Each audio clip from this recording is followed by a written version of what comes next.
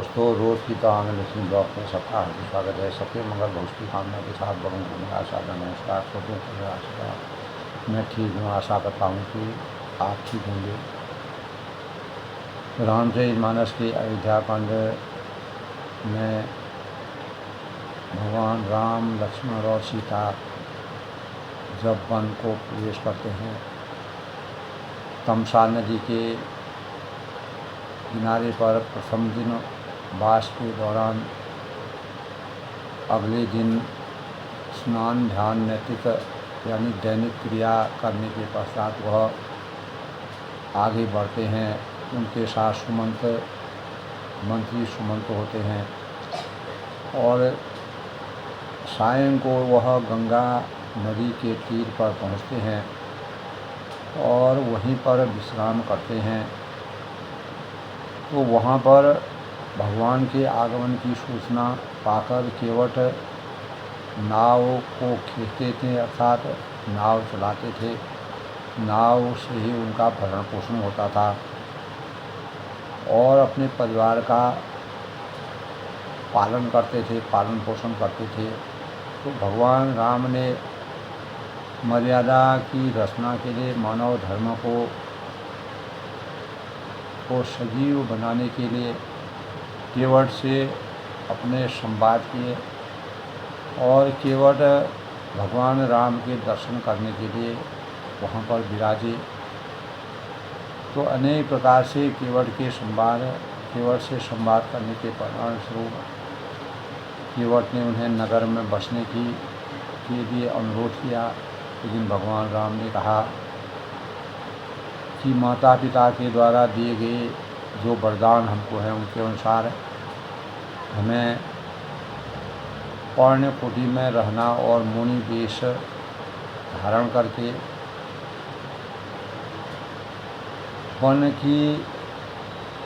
One के वास को पूर्ण करना है और 14 वर्ष का वनवास पूर्ण होने तक हमें इसी वेशभूषा में किसी प्रकार के भी भौतिक सुख से हमें वंचित रखना है। यही त्याग और समर्पण की भावना है। तो जब केवट जो है भगवान राम सुमंत जो है अब जब तमसा नदी के किनारे पर वास करते हैं, भगवान राम का सुमंत गंगा तीर तक आते हैं। लेकिन राजा दशरथ की अनुमति के अनुसार उनको वापस अयोध्या जाना था। अयोध्या जाने के लिए राजा ने उनसे अनेक अपने विचारों से संतप्त किया था कि भगवान राम और लक्ष्मण को गंगा तीर तक ले जा करके वहाँ से उनको लौटा आना।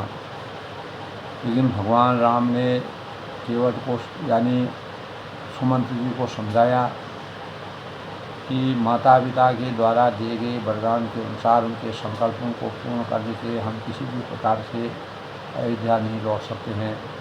तब सीता माता जो वन के असहनीय वातावरण को और दुरूह वातावरण को, अनेक प्रकार के वन में जीवों के, जानवरों के और राक्षसों के आतंक के परिणाम स्वरूप एक स्त्री होने के परिणाम से सभी के अंतःकरण में ये बात थी कि सीता माता किस प्रकार से। तो सुमंत जी को भगवान राम ने और सीता जी ने सुमंत जी को समझाया, बुझाया और सुमंत जी ने कहा कि राजा दशरथ ने मुझे इस प्रकार की आज्ञा दी है कि सीता अगर वन से वापस आ जाती हैं, यानी आधे रास्ते से ही वह आ जाती हैं, तो वह सास और ससुर घर के अलावा अपने माता पिता के घर में भी रह करके 14 साल तक इसी प्रकार जीवन व्यतीत करके हमें सुख की अनुभूति होगी और हम राम और लक्ष्मण की शुद्ध को भूल करके सीता के ऊपर अपना मन लगाएंगे और हमें सुख की प्राप्ति होगी। लेकिन सीता ने अनेकों भावों से भगवान रामचंद्र जी ने भी उनको बहुत समझाया और सुमंत जी ने समझाया, लेकिन सीता जी ने कहा कि बिना राम के चरणों के चाहे मुझे वन में अनेकों दुख भोगने पड़ें, अनेकों कष्ट हों, लेकिन अवध वहाँ जहाँ राम निवास हो, भगवान राम का जहाँ निवास है वह मेरे लिए अयोध्या के समान हो जाएगा। और तो सुमंत जी को उन्होंने पूर्ण रूप से आसक्त किया। आसक्त करने के परिणाम स्वरूप जब भगवान राम ने सुमंत जी को अयोध्या की तरफ लौटने का आग्रह किया, सुमंत जी ने उनसे आशीर्वाद प्राप्त किया और उसी के परिणाम स्वरूप गंगा तीर को पार करना उनको जरूरी था। तब केवट की उनको आवश्यकता पड़ी। तो केवट ने भगवान राम से कहा कि बिना आपके चरण स्पर्शों को के रज को यानी चरण कमलों का जो पद नख निरख देव सर हर्षि सुनि प्रभु बचन मोहि मति करसी केवट राम हृदय सुपावा पान कसावत भरी आया। तो केवट ने कहा कि हिनाद में चरण कमल धोकर आप लोगों को नाव पर चढ़ा लूँगा, मैं आपसे कुछ भी उतराई नहीं लूँगा। हे राम, मुझे आपकी दुहाई और दशरथ जी की सौगंध है कि मैं सब कुछ सच सच कहता हूँ कि लक्ष्मण भले ही मुझे तीर मार दें, पर जब तक मैं पैरों को पखार करके धो करके पूर्ण रूप से आपका आशीर्वाद प्राप्त न करूं, धर्म अर्थ काम मोक्ष की प्राप्ति न करूं, तब तक मैं तुलसीदास जी ने इस प्रकार का वर्णन किया है, हे कृपालु, मैं आपको पार नहीं कराऊंगा। तो केवट के प्रेम से भरे हुए वचनों को सुन करके करुणा धाम श्री रामचंद्र ने जानकी जी की तरफ देखा और देखकर वह हंस पड़े। कृपा के समुद्र श्री रामचंद्र जी केवट से मुस्कुराकर बोले कि हे भाई, तू वही कर जिससे तुम्हारा जीवन उत्तम हो और जल्दी पानी ला और पैर धोले, देर हो रही है, पार उतार।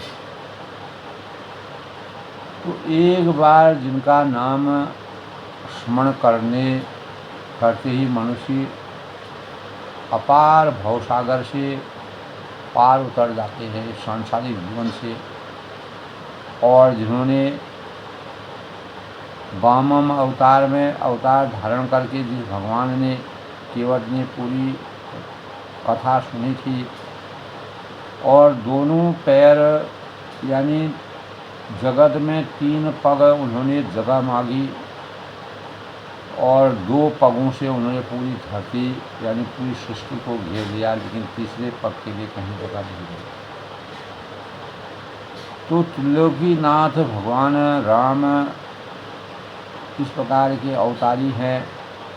वही कृपाल श्री रामचंद्र जी गंगा से पार उतारने के लिए केवट का निवारा कर रहे हैं। यह बड़ी भगवान राम द्वारा नर लीला है।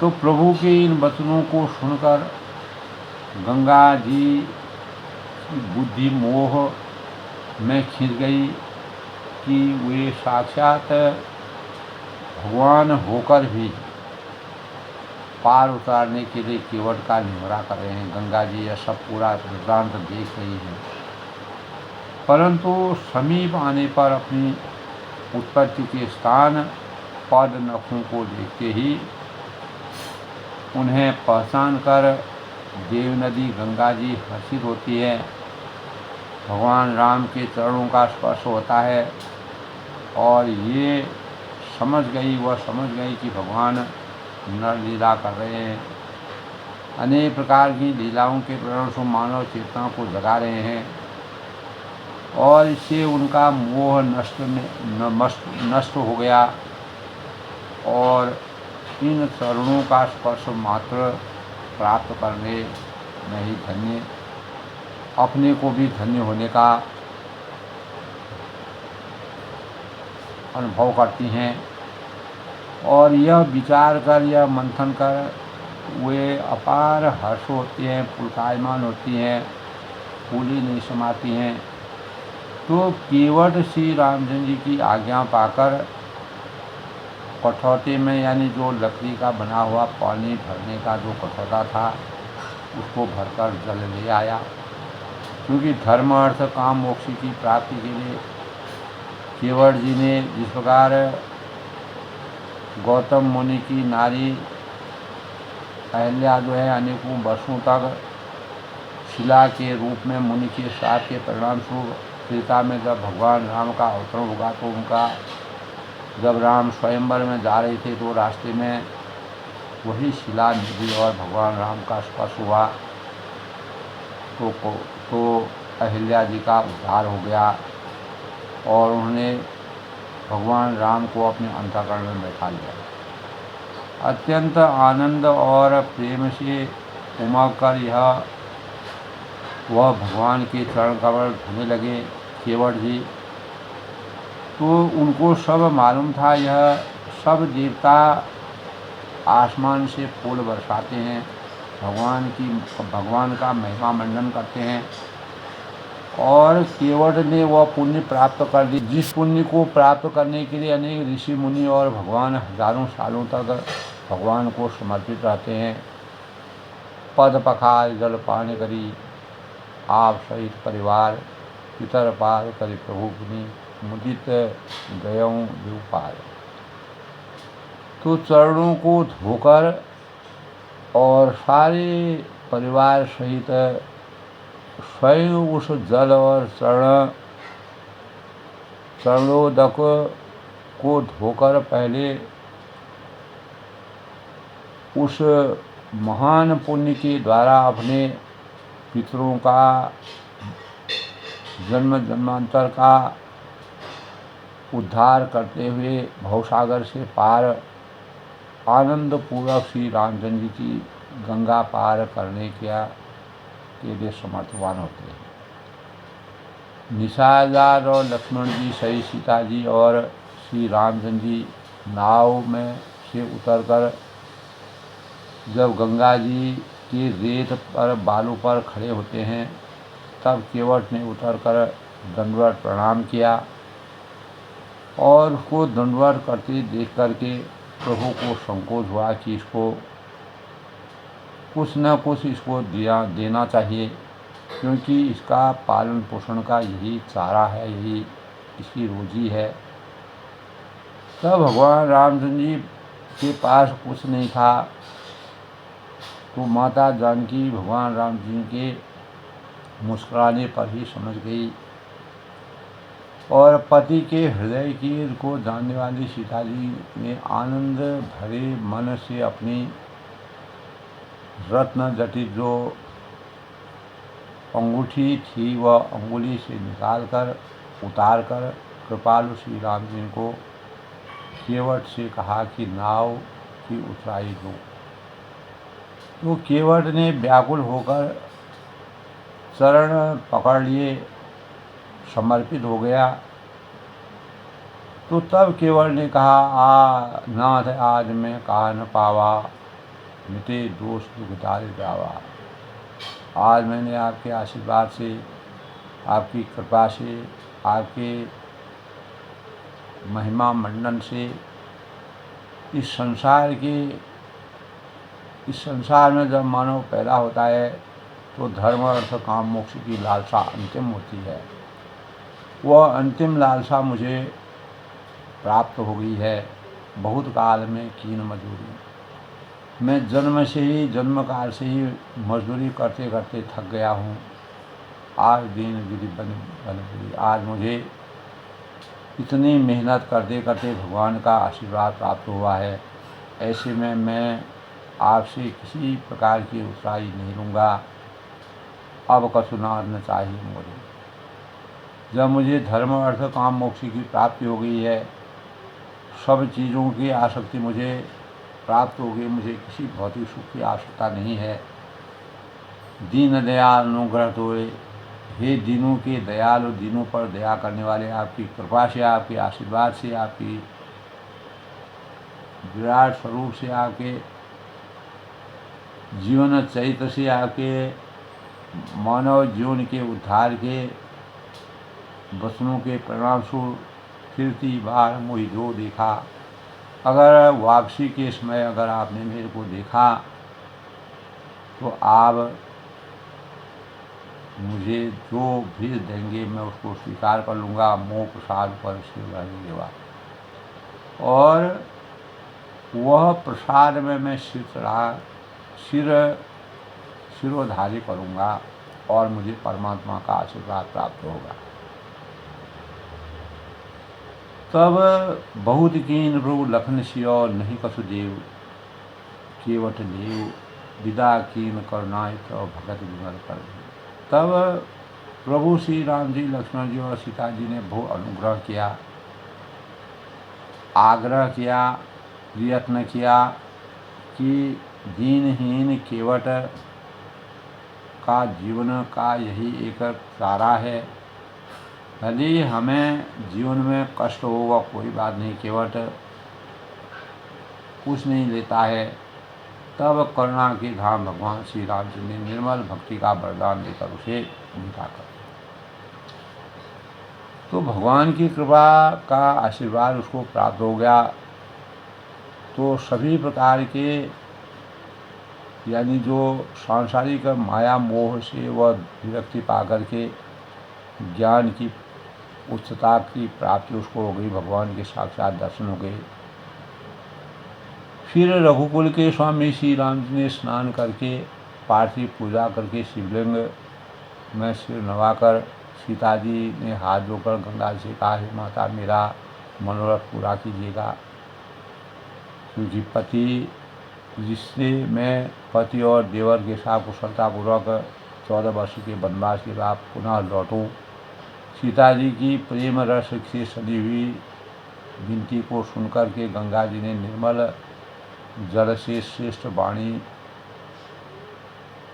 यानी वाणी हुई कि हे रघुवीर की प्रियतमा जानकी, सुन रघुवीर प्रिया वैदेही, तव प्रताप जग विदित न देही, लो कब कोई विलोचन डोरे, कोई से वही सब सिद्ध कर लोरे। हे रघुकुल की प्रियतम जानकी, सुनो तुम्हारा प्रभाव जगत में इतना व्यापक होगा जिससे, तो तुम्हारे कृपा दृष्टि से देखते ही लोग लोकपाल हो जाते हैं। सब सिद्धियां हाथ अष्ट सिद्धि नवनित के दाता, तुम्हारी सेवा यानी सिद्धियों की प्राप्ति होती है तुम्हारी सेवा करने से। तुमने जो मुझको बड़ी विनती सुनाई है, यह तो मुझ पर कृपा की ओर मुझे बढ़ाई दी है, तो भी हे देवी मैं अपनी वाणी सफल होने के लिए तुम्हें आशीर्वाद देती हूँ। तो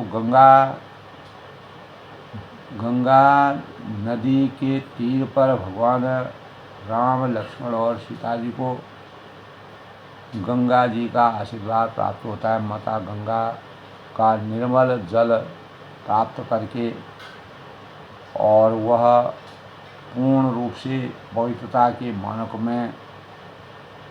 का प्रसाद प्राप्त करते हैं। प्राणनाथ देवर सहित कुशल कौशल्या आय, पूजई सब मन कामना, सुजम रहित जग साय।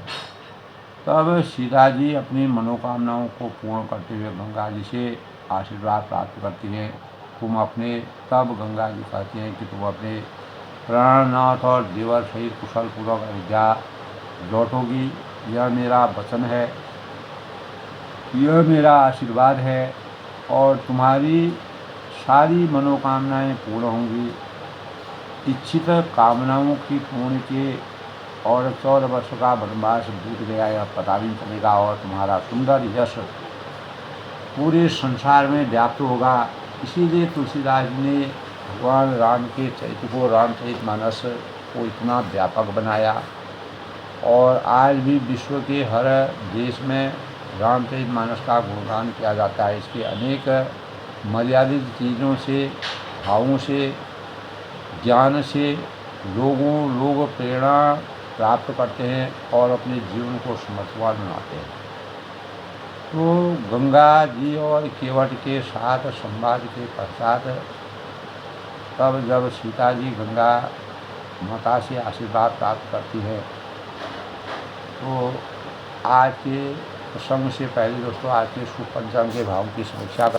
तो आज दोस्तों, आज यानी 25 मई 2025 ज्येष्ठ माह के कृष्ण पक्ष की त्रयोदशी तिथि, दिन रविवार यानी अवकाश का दिन है।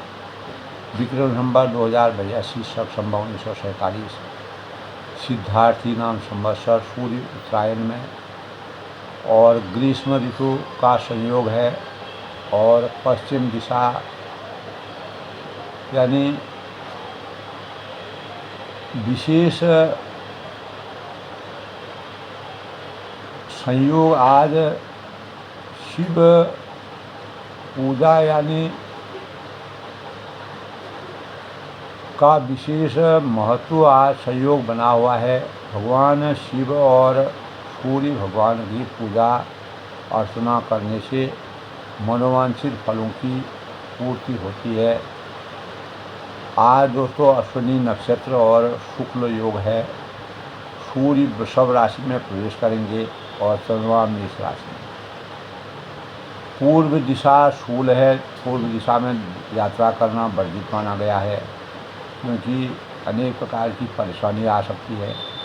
यदि किसी भी जातक को अगर यात्रा करना ज़रूरी है, आवश्यक है, तो घी खा कर के भगवान का स्मरण करके घर से प्रस्थान करना चाहिए।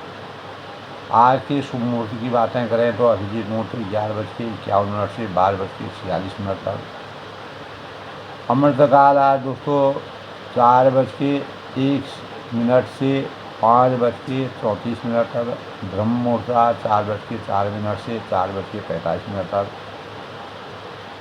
और विजय मुहूर्त आज 2:36 से 3:31 तक है और गोधूली मुहूर्त जिसके अंतर्गत विवाह और अनेक मंगल कार्यों को करना संभव है 7:09 से 7:30 तक।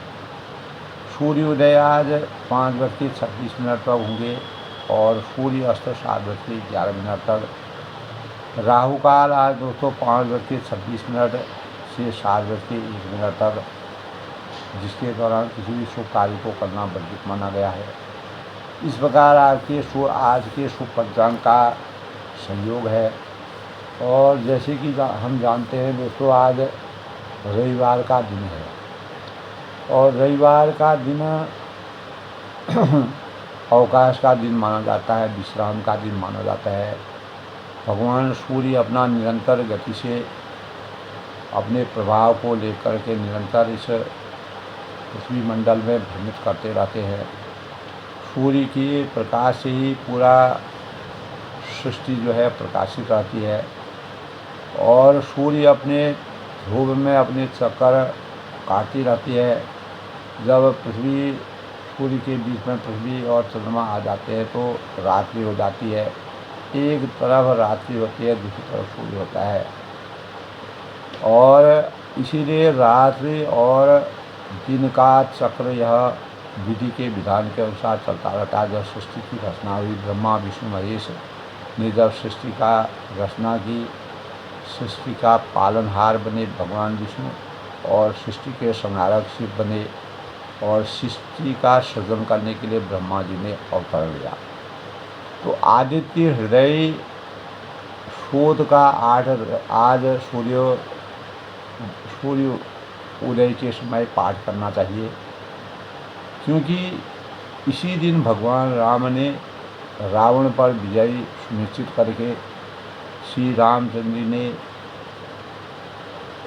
यानी रामेश्वरम में भगवान शिव के शिवलिंग की स्थापना की थी। रावण पर विजय सुनिश्चित करने के लिए रामचंद्र जी ने यह महर्षि अगस्त्य द्वारा रचित सूर्य भगवान की वंदना की थी, ऐसा हमारे शास्त्रों में बताया गया।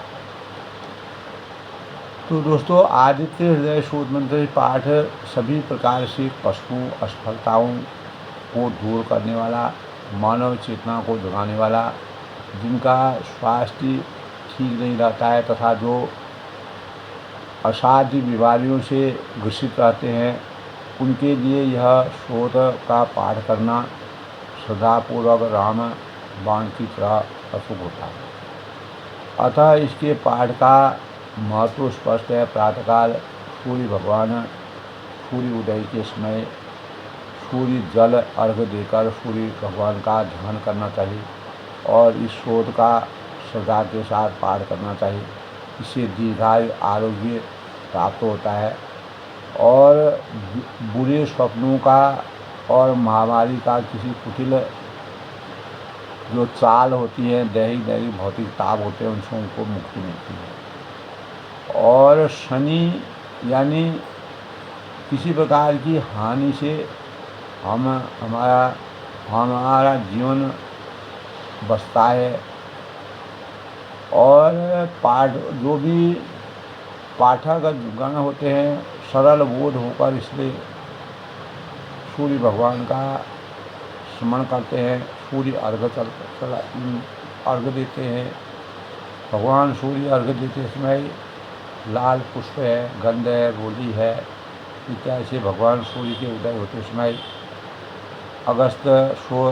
यानी आदित्य हृदय शोध मंत्र का पाठ करना चाहिए, क्योंकि सौरमंडल में सूर्य बहुत ही प्रभावी तथा प्रत्यक्ष देवता माने जाते हैं। साकार रूप में सूर्य हमेशा हमको दिखाई देते हैं। खगोल शास्त्रियों के अनुसार जो खगोल यानी इस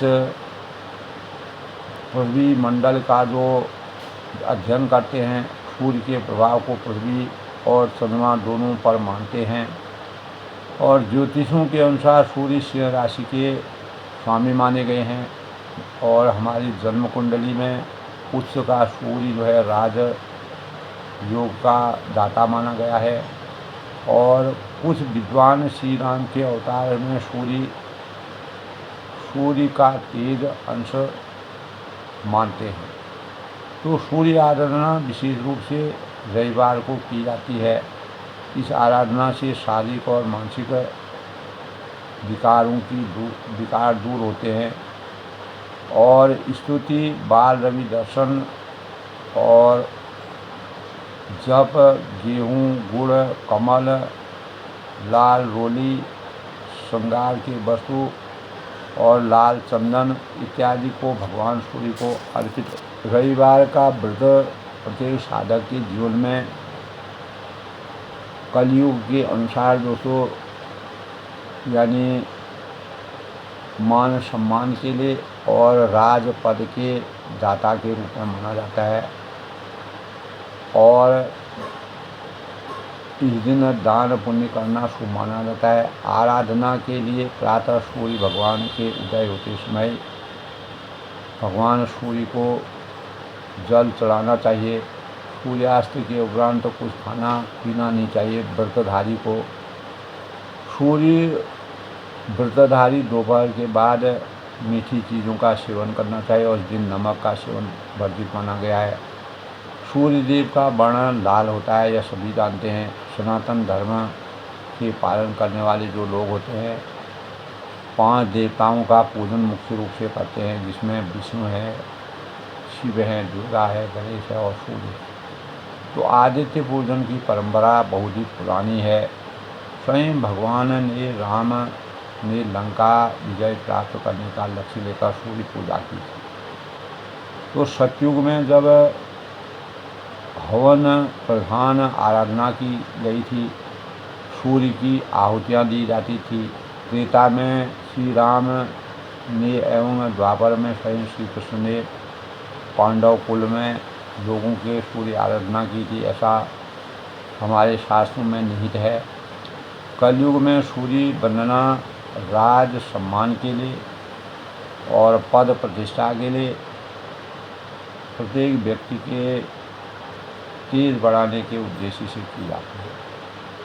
इसलिए कहा है ओम आ कृष्णेन रसा वर्तमानो निवेशयंत भूतं मृत्यम च ऋणेन सवितांग रत्नांग देवो याति भुवनानि पश्यन्। ओम जपा कुशम संकाशं काशिपेयं महाश्रुतं तमो आरि सर्व पापाघ्नं सूर्य आवाहम्यहम्। ओम विश्वानि देवो सहितो दुर्गानि पराश्वा यद भद्रं तनाश्वा।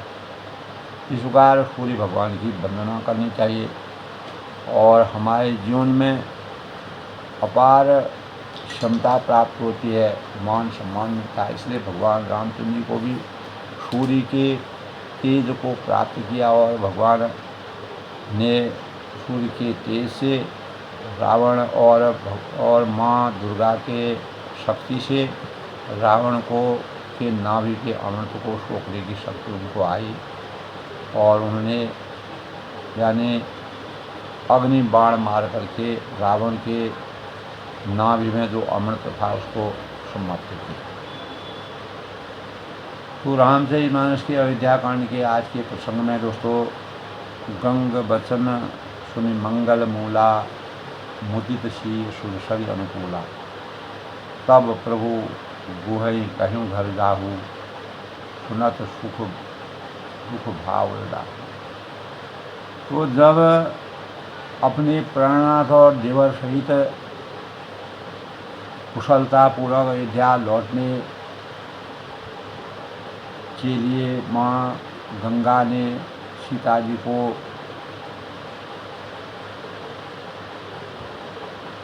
वरदान दिया, आशीर्वाद दिया, तुम्हारी सारी मनोकामनाएं इच्छित कामनाएं जो है वह पूर्ण होंगी।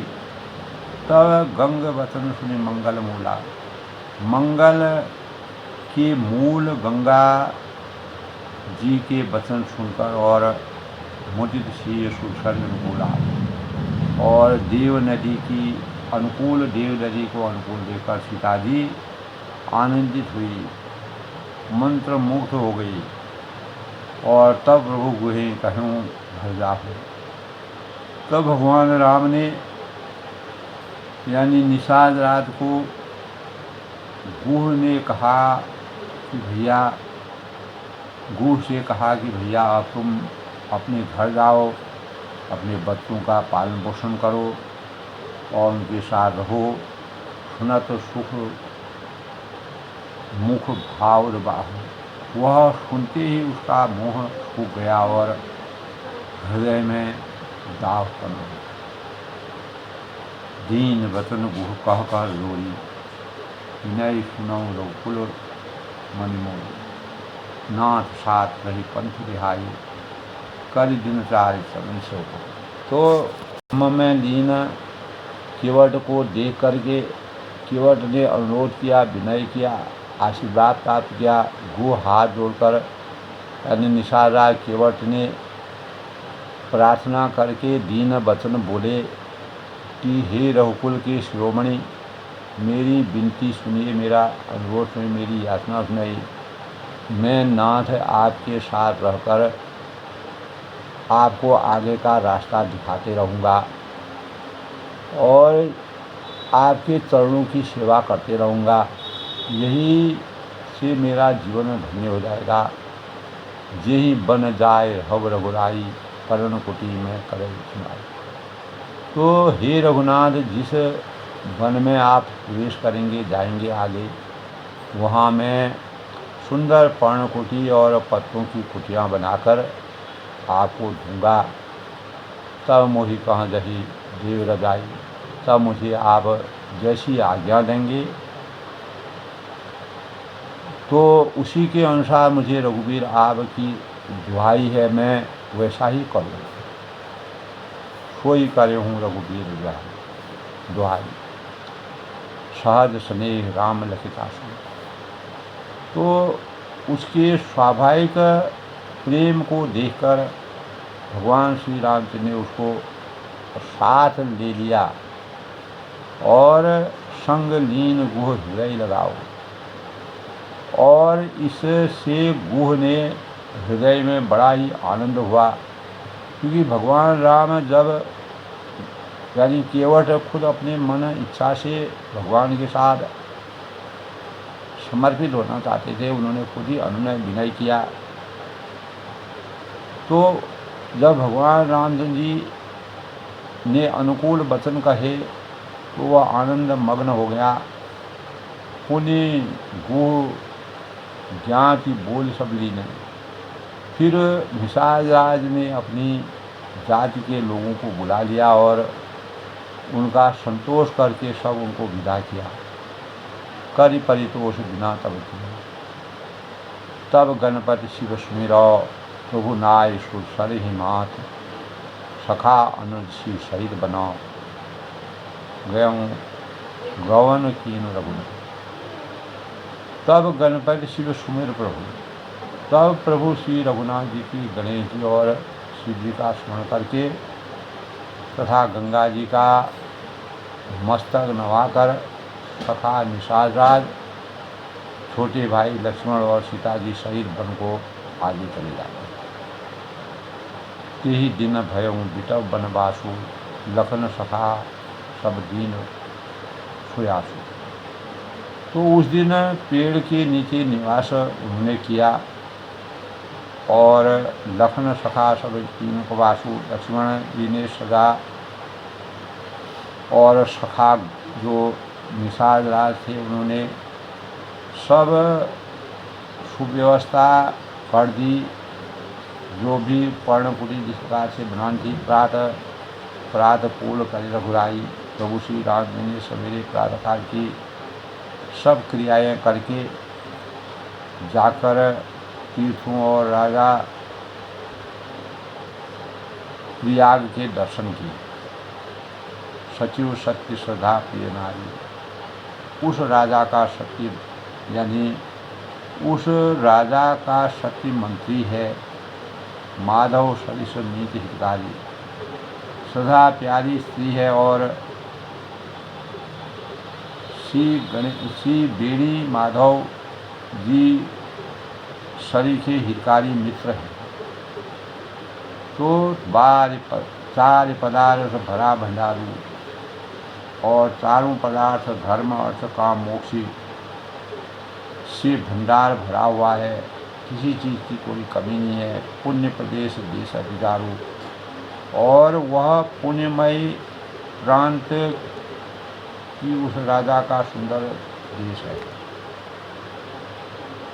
छेतु अगम गढ़ गाढ़ सुहावा, सबनेहु नहीं प्रतिपक्षण पावा। सेन सकल तीरथ बरबीरा, कलुष अनेक दलन गंभीरा। तो प्रयाग क्षेत्र की दुर्गम मजबूत और सुंदर जो किला है वहाँ का, जिसको यानी स्वप्न में भी पाप रूपी जो शत्रु भी नहीं पा सकते हैं। संपूर्ण तीर्थ ही उसके श्रेष्ठ वीर और सैनिक हैं, जो पाप की सेना की को कुचल डालने वाले और बड़े रणधीर हैं, वीर हैं। संगम सिंहासन सुधि सोहा। तो गंगा यमुना और सरस्वती का संगम ही उसका अत्यंत सुशोभित सिंहासन है। शत्रु अक्षय बटु मुनि पर मनमोहा, और उसका अत्यंत शोभित सिंहासन है। अक्षय बट जो है छत्र है, अक्षय बट का जो पेड़ होता है वह छत्र बनाया है। भंवर जमुन और गंग तरंगा, जो मुनियों के भी मन को मोहित करने वाला है। और देख हो दुखदार भंगा, और यमुना जी और गंगा जी की तरंगें गंगा यमुना गंगी च यमुनी गोदावरी सरस्वती नर्मदी सिंधु कावेरी जलस्मिन् सन्निधौ। तो उसके श्याम और श्वेत वर्ण को संवर हैं और जिनको देखकर दुख और दैर्यता हमेशा के लिए दुख और दैर्यता का नष्ट हो जाता है, विलुप्त हो जाती है, किसी प्रकार का संताप नहीं रहता है, दैहिक भौतिक तापों से मुक्ति प्राप्त होती है। इस भवसागर के जितने भी कष्ट हैं, दुख हैं, दरिद्र हैं, पाप हैं, वह सब समाप्त हो जाते हैं। से वहीं सुकृति साधु सुखी। तो पुण्यात्मा पवित्र साधु उसकी सेवा करते हैं और पावहीं सब मन काम और सब मनोरथ को प्राप्त करते हैं। बंदी वेद पुराण गण और जितने भी वेद और पुराणों के समूह हाट हैं जो रात दिन भगवान की सेवा में समर्पित हैं। विमल सुन कहें विमल सुन ग्राम, जो उनके निर्मल यानी गणों का बखान करते हैं, उनका वर्णन करते हैं और अपार ज्ञान की प्राप्ति करते हैं। तो इस प्रकार पुण्यात्मा पवित्र साधु उनकी सेवा करते हैं। तो उस दिन पेड़ के नीचे भगवान ने निवास किया और लक्ष्मण जी और जो निषाद राज थे सब सुव्यवस्था करके प्रभु श्री रामचंद्र के सभी प्रातःकाल सब क्रियाएँ करके जाकर तीर्थों में राजा प्रयागराज के दर्शन किए। और उस राजा का शक्ति मंत्री जो था उसका नाम शक्ति था, सदा प्यारी और स्त्री जो है वह सदा थी। और श्री वेणी माधव जी सरीखे हितकारी मित्र उनके थे। तो 4 पदार्थ भरा भंडारू, वहाँ का भंडार प्रयागराज का जो भंडार था वह 4 पदार्थ धर्म अर्थ काम मोक्ष से परिपूर्ण था। और वेद पुण्यमय प्रांत ही उस राजा का सुंदर देश था जहाँ पर पूर्ण स्वतंत्रता थी।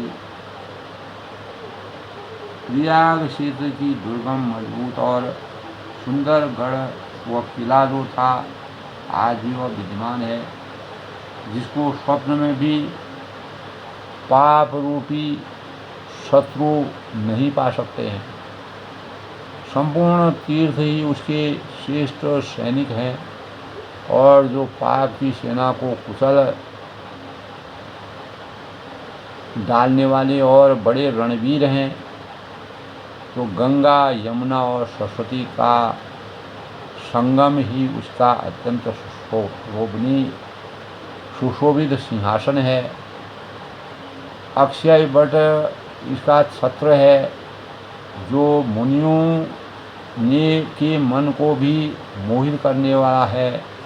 और यमुना जी तथा गंगा जी की तरंगें उसके श्याम और श्वेत संवर हैं, जिनको देखकर ही दुख और दारिद्र्य हमेशा के लिए समाप्त हो। ऐसे प्रयागराज के दर्शन करने पर भगवान राम ने अपनी आत्मा को पवित्रता के मानकों से भगवान राम पूर्ण रूप से मोहित होते हैं, खुश होते हैं, प्रसन्नता की अनुभूति करते हैं। तभी कहा है सेवनी सुकृति साधु शुचि पावनी सब मन काम। पुण्यात्मा जो पवित्र और साधु उसकी उस प्रयागराज की रात दिन सेवा करते हैं और सब मनोरथों की पूरे मन की कामनाओं की पूर्ति प्राप्ति होती है। बंदी वेद पुराण गणों कही मर गुणगान।